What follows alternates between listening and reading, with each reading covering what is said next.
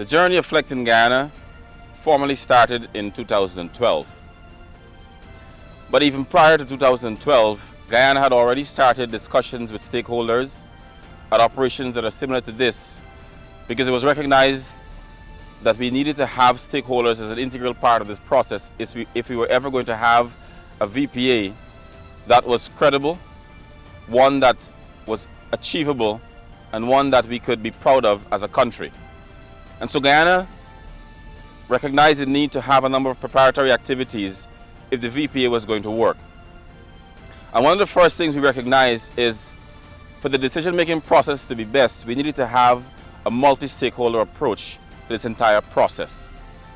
And so this journey first began with us having brought together a number of stakeholders, which we call the National Technical Working Group. Our task on the VPA process is to ensure that our stakeholders are properly represented on that board, and our issues as an industry is being carried forward, and we have a hear on this VPA process. The current system that we are using today is a system that existed with Guyana Forestry Commission. It's not something new.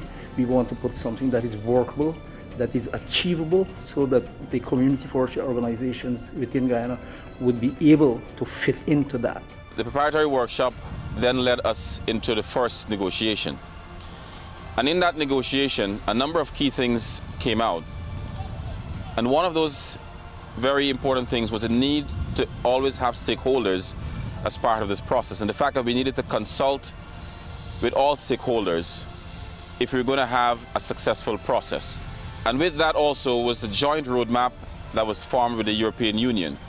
In that roadmap, both parties agreed that what are some of the activities we should have if the VPA was going to be achieved within a specified timeline. Those timelines were, even though on paper, not set in stone, and therefore it allowed some level of flexibility. There are challenges that we had to address along the way. And so out of that first negotiation, we then started looking at how best to talk to stakeholders if this journey was going to work and be successful. How best, what were the best methods, who were the right people to have in the room, and as the FLEGT discussion continued. And one of the things that it was agreed is that we would have a communication and consultation strategy that needed to be developed. And that strategy, even in its development, saw the inputs of a wide range of stakeholders. Stakeholders who understood best and the best methods that they should be communicated with. The scoping of impacts study was done based on a lot of the work that was already happening in Guyana. It is important to understand that Guyana was building on a system that was already very robust, and this was internationally tested and proven. And so even when we looked at the impacts that the VPA was going to have, it was recognized from the very outset that because Guyana had a robust system of tracking and tracing timber all the way to the international markets, that the impacts may not have been as significant as we would have originally thought. The NTWG recognized, the Technical Working Group recognized, that we would build on that already solid foundation of a chain of custody system. This process, like it happened in many other countries, was going to need support and funding. For a lot of the work that had to be done, the outreaches and the consultations would require a lot of support in various kinds, shape and form. And so it was recognized that we needed to get a sense of what kinds of support would be needed and where that support was going to come from. How would we secure funding to be able to do this process and do it well? The FLEGT facilitation service enables us to provide facilitation and support services to the European Union and the government of Guyana, and to work with other stakeholders in the country.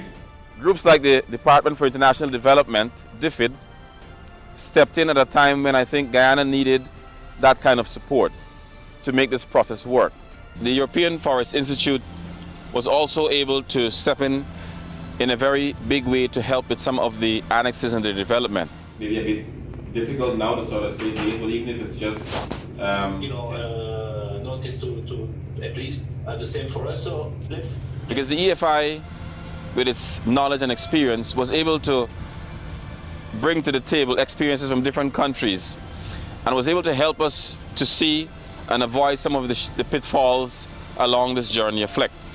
Additionally, we had our second call for proposals. In this instance, the call for proposals are geared towards stakeholders, building capacity, towards meeting gaps within the system. We have seen focal group meetings with the National Technical Working Group, or the NTWG, focal group meetings on the two main annexes that we have put a lot of work in, such as the legality definition and the timber legality assurance system. The challenges which were faced along this journey of FLEGT and caused, in some instances, timelines to have to be adjusted, varied in nature. And one of the biggest challenges that was faced in a country like ours is the location of a number of our stakeholders. Key stakeholders were not central, they were not close to the city.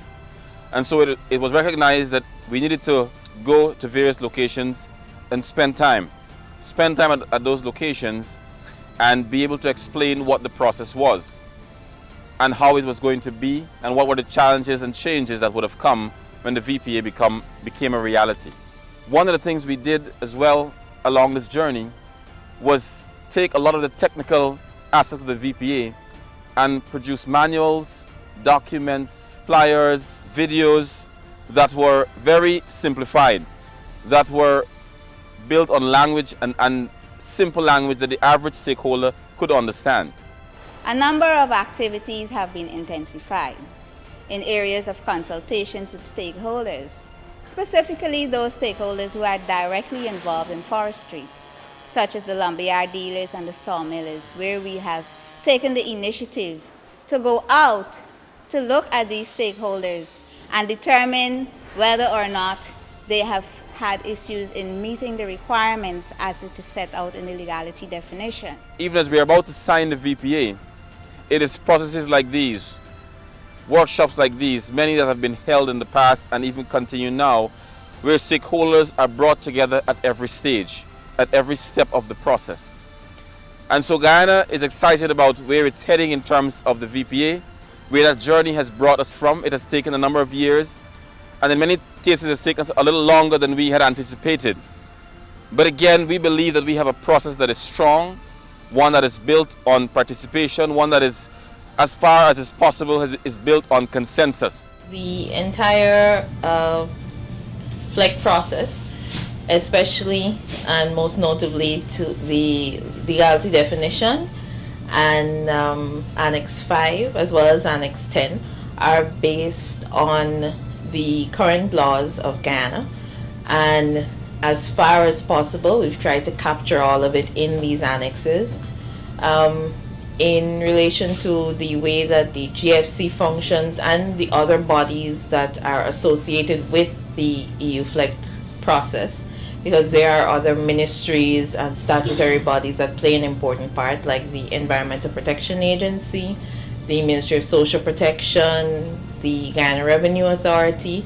All of these bodies play a part, and each of them has their respective laws that govern how they function. For example, the GRA would also have issues concerning confidentiality, and these have to be captured and protected under the EU FLEGT VPA so that there wouldn't be any legal conflict when it comes to ratification.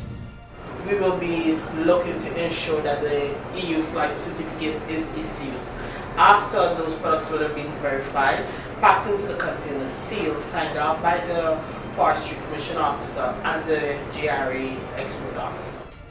As it relates to the FLEGT program, I think the opportunity to be part of this program offers a position of win-win for all. Forestry, in terms of assisting in ensuring that the compliant criteria asked for by the EU is met. Through FLEGT, we are able to contribute to supervision of lease information and so forth. So not only any type of lease information, but we're hoping that through this our lease information will be accurate, timely, and also in a form that is more usable to GFC. So we're hoping through the existing processes that we have and our existing rules, we'll be able to strengthen that.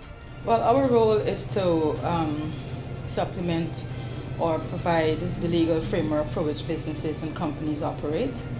And it is our issuance of certain legal certificates and documents that gives companies and businesses their legal identity and registration. With a company's registry, you have businesses and companies being brought under a legal framework, and they are to operate within the confines of the law. And so the company registries is the, or I should say the company registry is the regulator for that legal framework or operation. So as Guyana continues its journey on the road to FLEGT VPA, we are looking to have an outcome, have a product that we as a country can be proud of, and one that even as we look ahead and start to trade with the EU, we can have a product that is effective, that is achievable, that is practical.